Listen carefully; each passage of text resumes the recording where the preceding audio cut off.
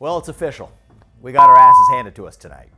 Republicans, we lost in New York City, we lost in New Jersey, we lost in Virginia. Democrats swept all three. Last night, it was, not expected to be a victory. It was very Democrat areas, but I don't think it was good for Republicans. I don't think it was good. I'm not sure it was good for anybody. Democrats scored sweeping victories across New York City, Virginia, New Jersey, California, and more, marking the first major electoral test since the start of U.S. President Donald Trump's second term. Races across traditionally blue states delivered decisive wins for Democrats, signaling voter frustration with economic pressures and the ongoing, record-long government shutdown. Following the defeats, Republican candidate and former DOGE CEO Vivek Ramaswamy bluntly acknowledged the defeats openly. He argued the party must shift messaging toward affordability and economic stability instead of leaning into identity-driven cultural rhetoric that he says is not resonating with voters. Well, it's official. We got our asses handed to us tonight. Republicans, we lost in New York City, we lost in New Jersey, we lost in Virginia. Democrats swept all three. In the case of New York City, it was actually a Democratic socialist that won by a pretty decisive margin. What's the lesson for us? I think there's at least two lessons we're going to have to take away from tonight, and we're going to. I'm going to make sure we do. The first is we have to lead the way in offering answers on the affordability challenge that so many Americans are facing. I hear it in my home state.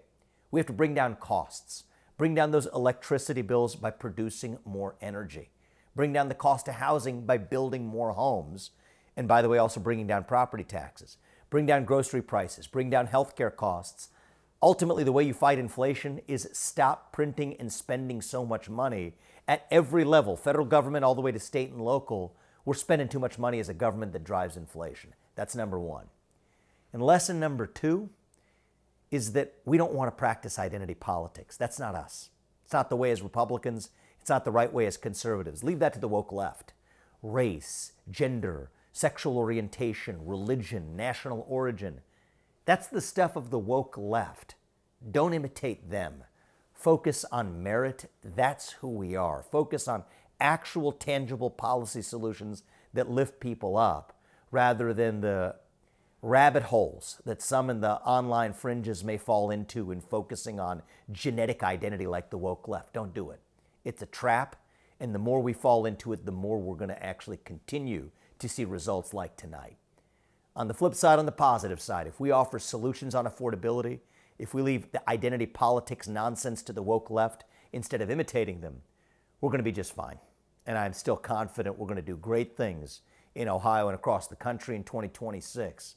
I'm looking forward to it, and every once in a while, it helps to be able to light a little fire under our feet to learn our lessons. Here's a closer look at how each key race played out and how the results shook out nationwide. MAGA-aligned commentators reacted with visible frustration after Republican losses in key races across New York, Virginia, and New Jersey.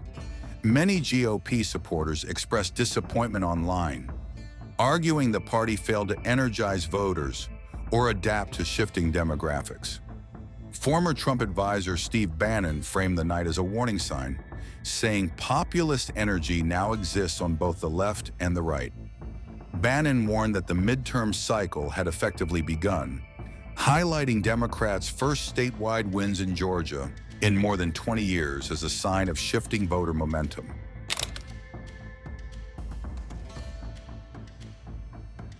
In New Jersey, Democrat Mikie Sherrill secured a commanding win to become the state's next governor, defeating Republican Jack Ciattarelli with over 56% of the vote. In Virginia, Democrat Abigail Spanberger also claimed the governorship with a strong margin, while Democrats swept the lieutenant governor and attorney general races as well.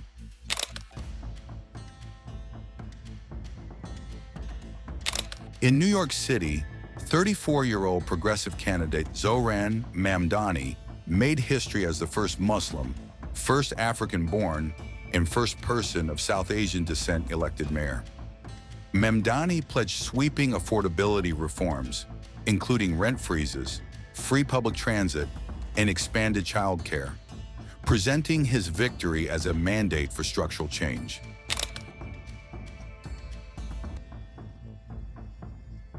Californians passed Proposition 50, giving state lawmakers power to redraw future congressional districts, a move expected to benefit Democrats in upcoming House elections.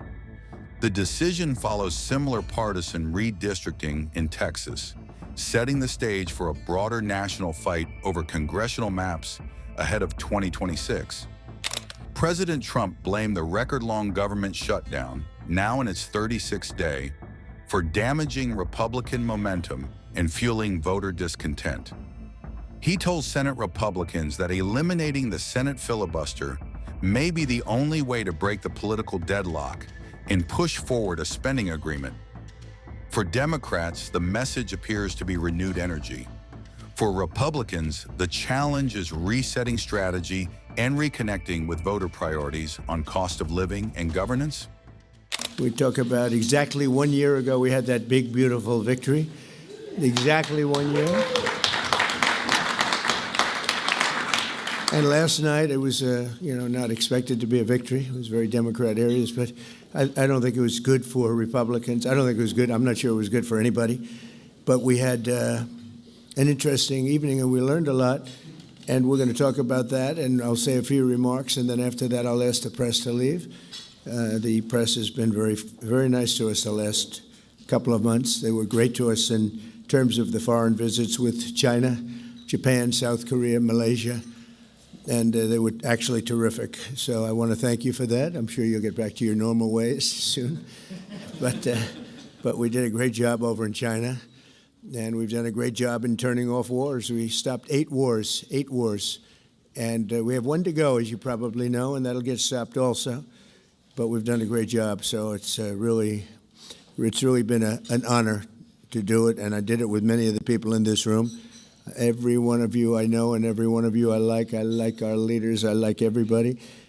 But I thought we'd have a discussion after the press leaves about what last night represented and what we should do about it, and also about the shutdown and how that relates to last night. I think if you read the pollsters, the shutdown was a big factor, negative for the Republicans, and that was a big factor. And they say that I wasn't on the ballot was the biggest factor, but I don't know about that, but I was honored that they said that.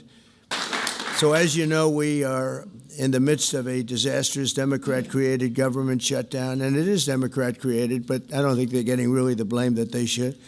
That's now officially the longest shutdown in American history. The Democrat radicals in the Senate have shown zero interest in reopening the government, and I don't think they'll act so soon. A lot of people disagree. I've been saying for the last 30 days, we've had 4 or 5 different points. Yes, sir, they're going to get it right now. We should have it done in a day. I've heard that about 4 times. I heard it after Kings. They said I was a king, and I heard it after Kings. I heard it after a couple of other moments in time.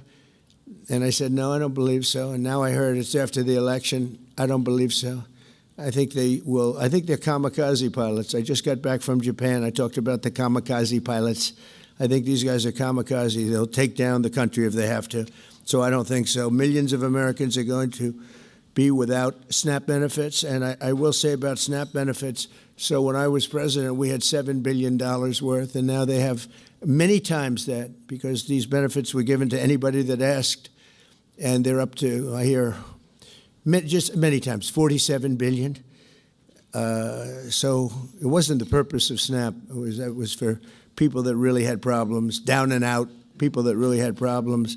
But during Biden, they gave it to anybody that wanted it. I think it's something you have to talk about because the numbers are incredible.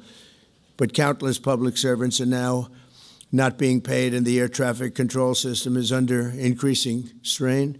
We must get the government back open soon, and really immediately. We have to get it up. We have the hottest economy we've ever had, and it's affecting the stock market now a little bit.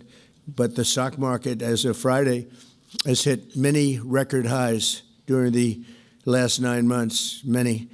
And it will again. This is just the beginning, because when these plants that are being built right now start opening up, we've never had anything like this. There's a boom. There's a construction boom right now, but that's going to be bigger than that.